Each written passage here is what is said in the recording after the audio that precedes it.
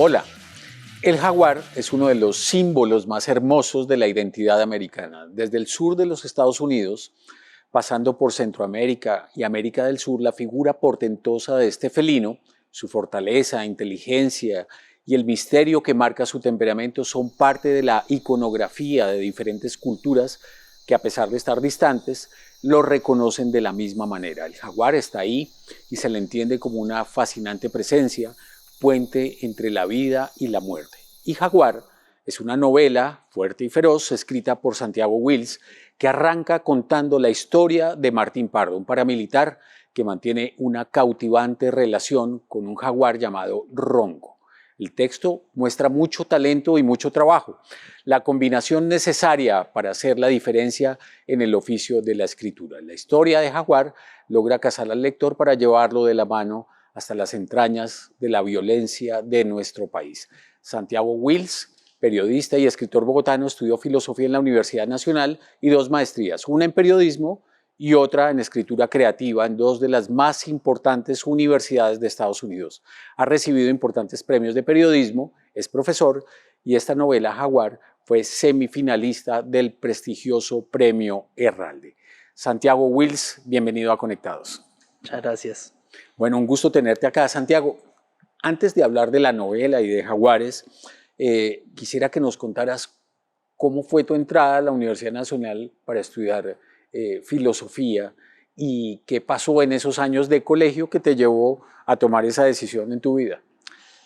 Pues siempre, o sea, lo extraño es que siempre quise escribir, nunca estaba pensando en estudiar filosofía para ser filósofo, o filosofar o reflexionar sobre la vida, sino que pensé que la filosofía me iba a dar herramientas de dónde sacar algo. Vivía enamorado de Borges, de todos estos escritores pues, que usaban o se nutrían de la filosofía, y cuando terminé estaba entre historia y filosofía, pensé que ambas me podían aportar algo, y bueno, filosofía comenzaba primero, entonces entré a eso. ¿Y en el colegio cómo fue la relación con la literatura, tal vez de medio lado con el periodismo?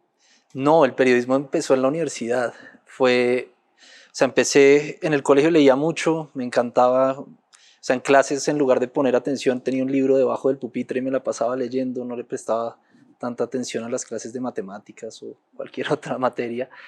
Y el periodismo empezó en la universidad, que me tropecé, digamos, con Kapuscinski, leí Ébano y descubrí que podía combinar viajar, que es de lo que más me gusta en la vida, y escribir, y pues escribir literatura. Y ya entonces fue bueno, ¿por qué no seguir o perseguir pues una maestría o algo que me permita hacer esas dos cosas que me encantan? ¿Cómo se fueron ya en detalle, cómo se fueron entrelazando la literatura y el periodismo en esa búsqueda como de una identidad a la hora de escribir? Pues fue complicado porque cuando hice la maestría en periodismo, me dediqué por completo a escribir periodismo, ¿cierto? No ficción. Y siempre pues he tenido muy claro como esa barrera que hay, que con que entre pues digamos una pequeña gota de tinta de ficción en ese vaso de agua que sería el periodismo, ya se contaminó todo. Entonces pues trataba era de utilizar todas esas técnicas que había visto en la literatura y que era lo que me movían, lo que me conmovían, lo que me hacían querer leer literatura. Y pues lo disfruté mucho hasta que llegó un momento en que dije, lo mío siempre fue la ficción, ¿por qué no escribo ficción? Bueno, y esa parte del periodismo, tu vida como cronista, como escritor de historias periodísticas, ¿cómo fue? ¿Cómo empezó y qué hiciste? ¿Por qué te metiste por ese lado y qué parte del periodismo elegiste para enfocar tu trabajo? Siempre me gustó el largo aliento, las historias como el largo aliento porque me permitían escribir, ¿cierto? Escribir bastante, escribir largo, usar esas técnicas, digamos, de la literatura. Y nada, trataba de buscar historias que me llamaran la atención, historias que a mí me gustaría leer. Y era un problema un poco porque mis profesores siempre me decían, bueno, pero ¿y qué es, dónde está el aspecto noticioso de esto? ¿No? Era muy poco de coyuntura. O sea, escribía sobre... la primera crónica que publiqué acá fue sobre un naufragio entre San Andrés y Providencia.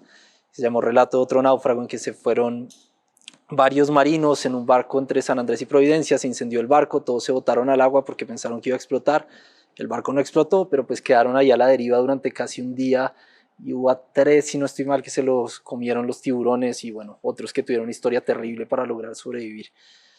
Eso cuando llegué acá a hacer la reportería habían pasado más de 2 años, pero pues sabía que era una historia que me interesaba, que me hablaba de algo profundo, diferente, que es como lo que trato de buscar.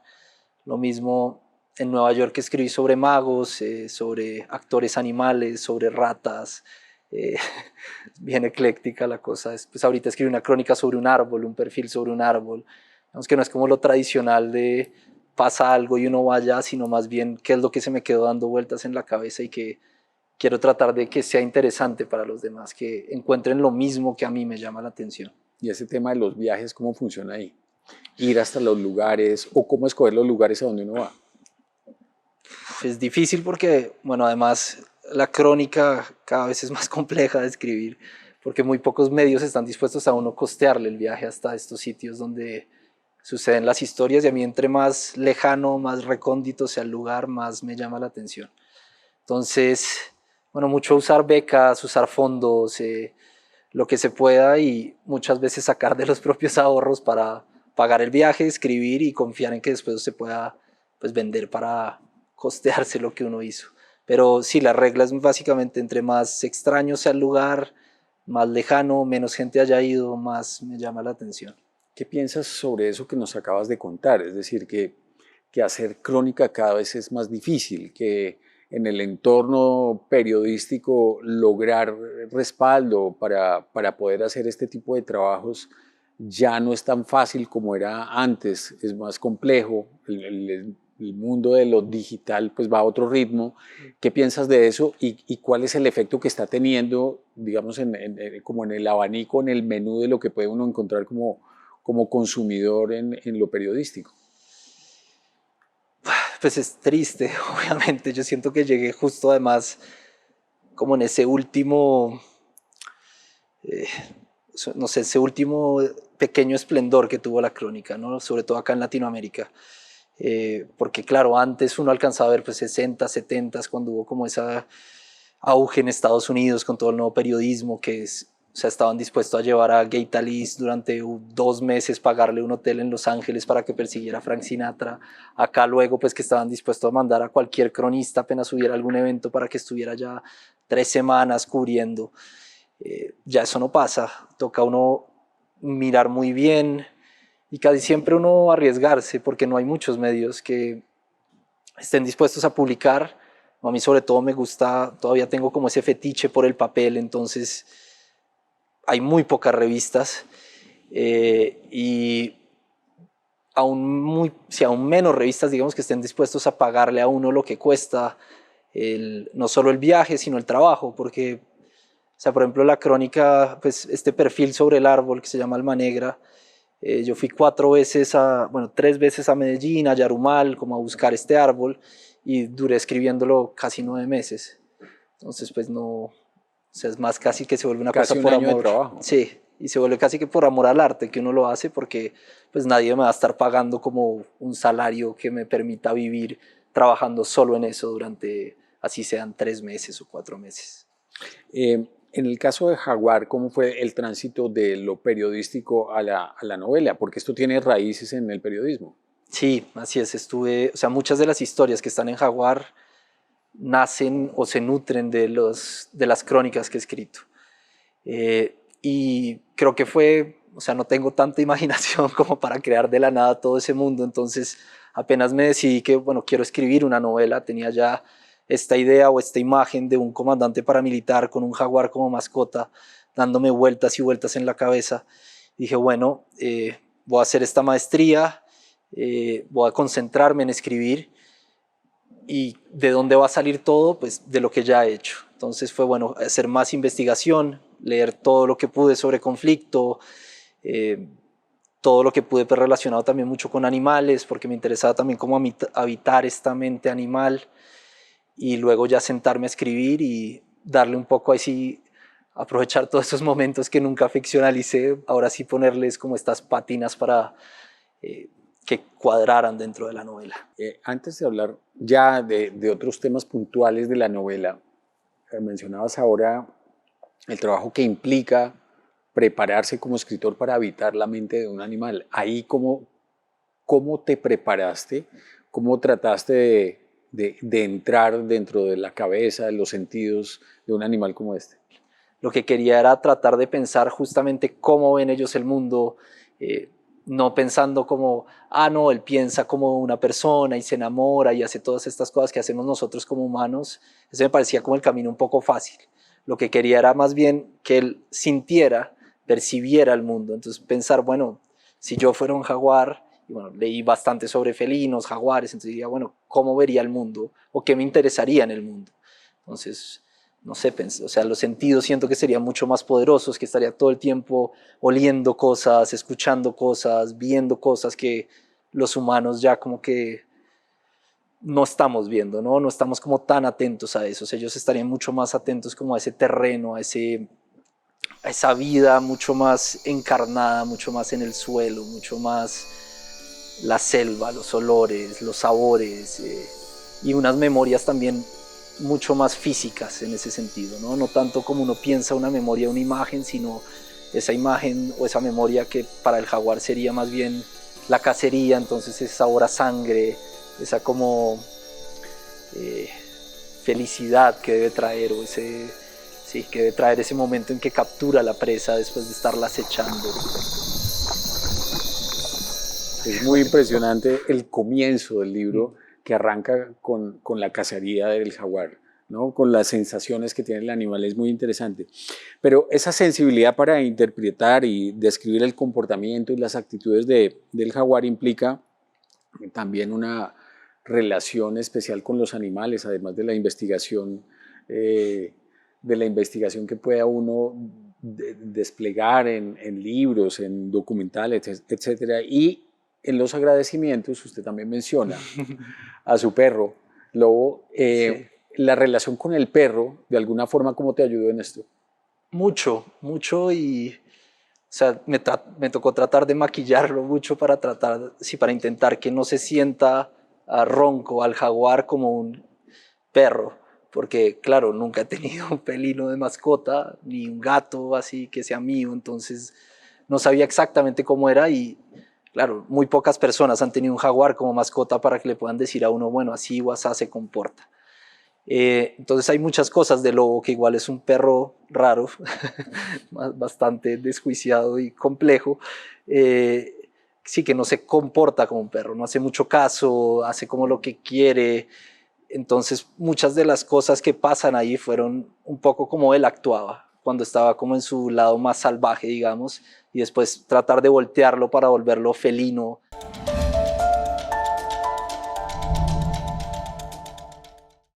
¿Por qué fue importante alejarse del país para armar este rompecabezas? Porque, como nos acabas de contar, habías reunido información, habías hecho crónicas aquí, todo eso, pero realmente el proceso de escritura se llevó en buena parte o en muy importante parte en Estados Unidos. ¿Por qué? Creo que sobre todo tiempo. A Estados Unidos me fui con una beca Fulbright que se me apoyaron muchísimo y afortunadamente durante 2 años me pude desconectar. No tenía que estar preocupándome por las cuentas, no tenía que estar preocupándome por sí, estar pendiente acá de todo lo que uno tiene que hacer para vivir. Y también había una distancia que fue beneficiosa en el sentido de pues, estar alejado un poco de mi familia, de mis amigos, que era duro, pero al mismo tiempo me permitía concentrarme por completo en la novela.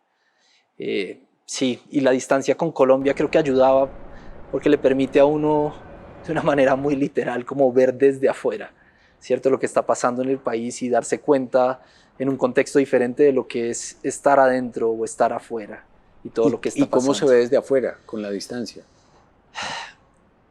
Se ve terrible y al mismo tiempo se extraña muchísimo.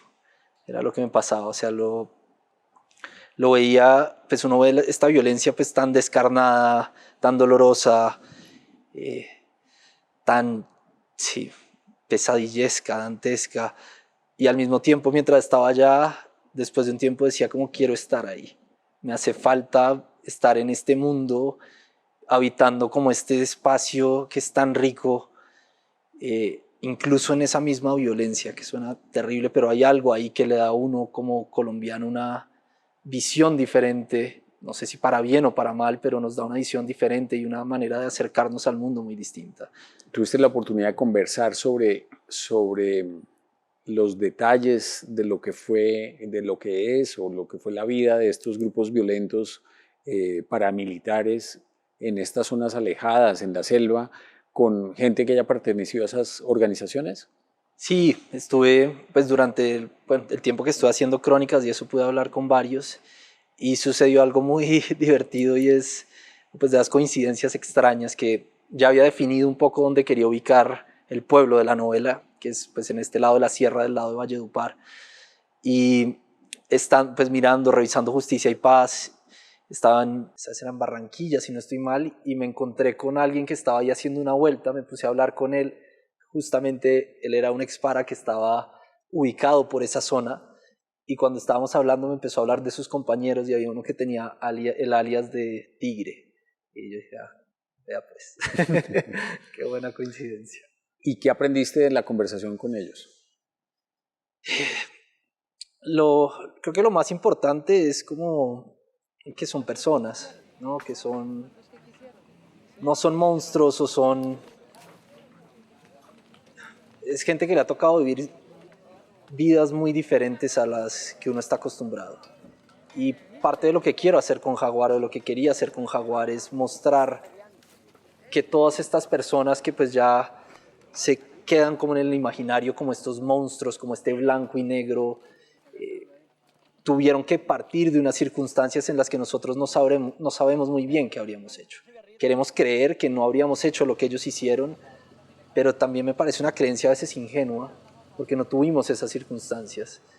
Y esa condena es la más fácil, ¿cierto? Para poder como simplificar mucho el problema, simplificar el conflicto, de decir como no, es que esta gente es terrible, esta gente no, son psicópatas, son sociópatas, y claro, hay algunos que lo son, pero estoy convencido de que la mayoría, que el grueso de ellos los fueron arrastrando los eventos y que hicieron cosas terribles, pero no sé si con esta intención o con esta maldad intrínseca que queremos atribuirles, porque nunca es así, o sea, sí, creo más como en esa banalidad del mal de la que hablaba Hannah Arendt o algo así, no creo que acá seamos diferentes. ¿Qué descubriste sobre la violencia colombiana a través de este trabajo? Algo que, digamos, como colombianos tú lo decías, pues estamos permanentemente en contacto con las noticias, con la información, con lo que pasa con la violencia, y así llevamos décadas.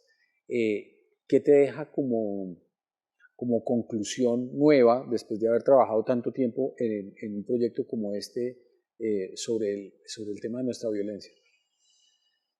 No sé si sea como muy original la conclusión, pero o sea, está muy naturalizada, es evidente, y lo que también alcancé a percibir es que también hay cierto goce por parte del colombiano con la violencia, a pesar de todas las condenas que hacemos. Siento que en el interior hay cierta alegría en ello, de cuando está metido todo en la violencia, cuando estamos viendo una pelea, cuando vemos como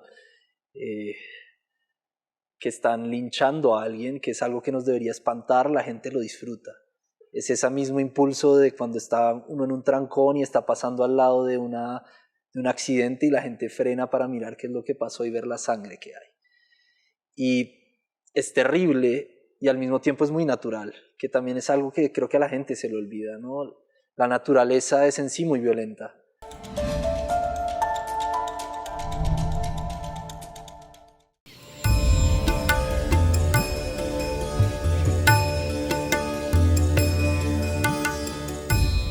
Alarmado, entierra nuevamente sus colmillos en la carne, pero esta vez no hay signos de dolor en su presa. Escupe y descubre frente a sí solo la cola inerte y babeada del lagarto. Gira sobre sí mismo, sus ojos fijos en las sombras. Siente una vibración en sus bigotes y se enfoca en un rastrojo cercano. Tras un momento lo ve, un destello esmeralda entre el marrón, gris y negro de las ramas podridas. Consciente del engaño, persigue la estela verde a través del lodo. Serpentea entre los árboles a toda velocidad, su piel moteada difusa entre la bruma. Corre bajo un algarrobo y continúa sin perder de vista su juguete hasta la acacia roja que marca la entrada del asentamiento de personas. Contrae las patas traseras y salta, las garras extendidas. En Colombia, muchos escritores de varias generaciones vienen escribiendo sobre los temas de violencia. Tú haces parte de una nueva generación de escritores, de los más jóvenes. ¿Cómo ves tú que los escritores jóvenes de tu generación están viendo este fenómeno de la violencia y lo están trabajando en los temas literarios? Que sea un factor diferenciador con respecto a lo que se ha hecho antes.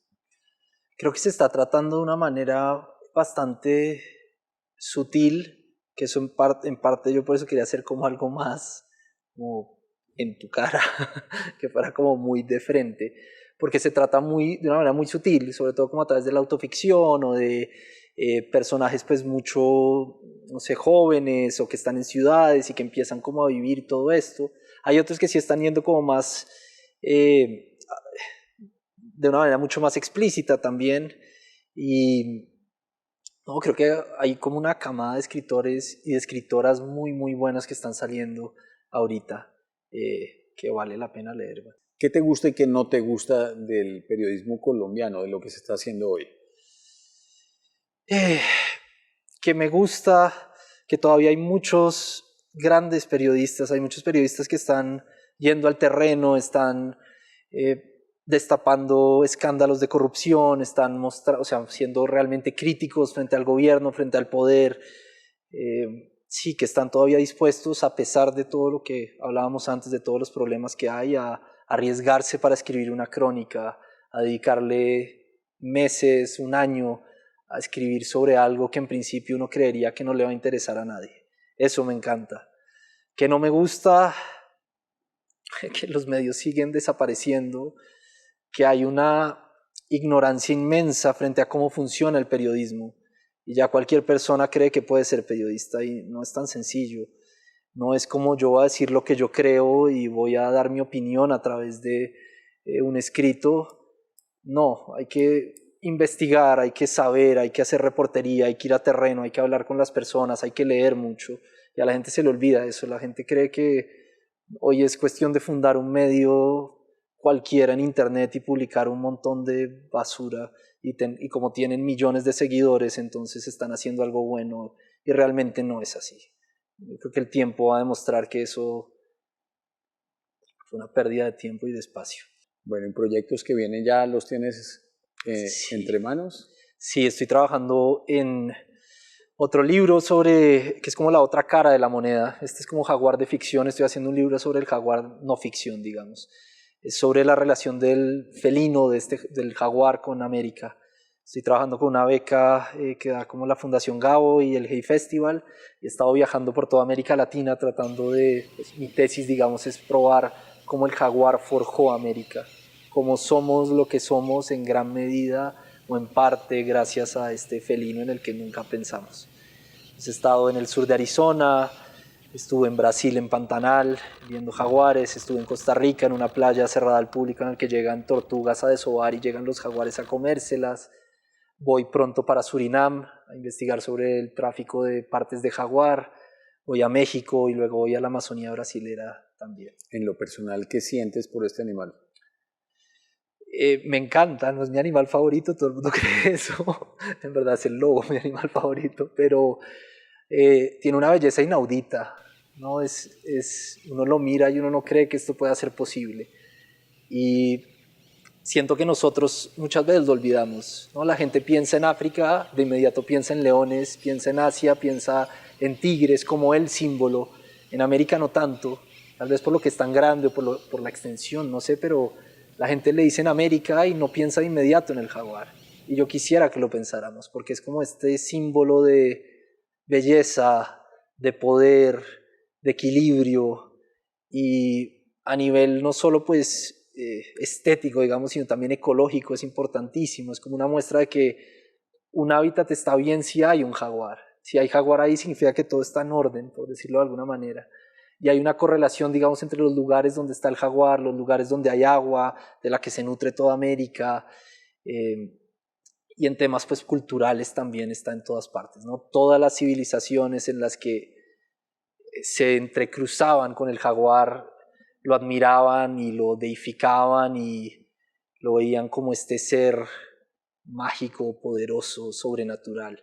Y siento que hemos perdido un poco de eso y parte de eso es el problema. No vemos la naturaleza ya de esa manera, que no tiene nada que ver con verlo de una manera científica, porque yo creo en la ciencia, o sea, ni siquiera digo creo, entiendo cómo funciona la ciencia, y me maravillo igual con lo que veo en la naturaleza. Y la gente ha perdido un poco ese asombro. Y siento que cada vez que uno ve un jaguar debería sentir eso, como un escalofrío de cómo puede haber sido que a través de millones de años surgió esto. Este animal con estas manchas, con estas rosetas, que está en un pastizal amarillo y tiene un camuflaje perfecto. ¿Cómo pasó eso? Siento que es como de esas cosas que debería pasarnos todo el tiempo para también sentir un aprecio mayor por todo eso que estamos perdiendo, porque lo estamos perdiendo. Bueno, Santi, muchas gracias por haber aceptado esta invitación. Fue un gusto tenerte acá. Felicitaciones por Jaguar. Muchas gracias a ti por la invitación.